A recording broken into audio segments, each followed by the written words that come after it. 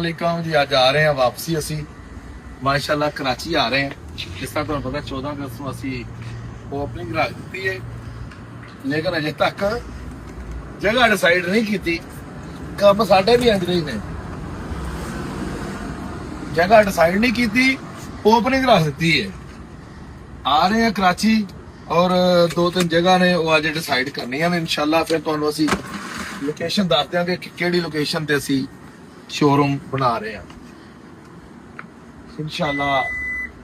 अज सुबह 5 बजे तक पहुंच जाएंगे कराची और कल होएगी मुलाकात इंशाल्लाह सारे दोस्तों नाल।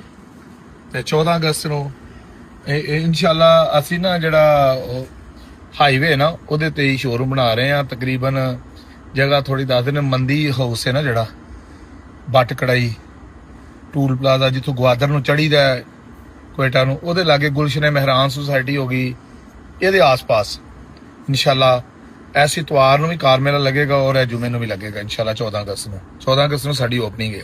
ओपनिंग इस तरह रखी है कि अच्छे तरीके ਨਾਲ ओपनिंग हो जाएगी और यारा दोस्तों मिल लिया जाएगा और इतवार वाले दिन नाल बाजार लगेगा और इंशाल्लाह जुमे वाले दिन भी साडी बोली होएगी। इशफाक डोगर साहब इस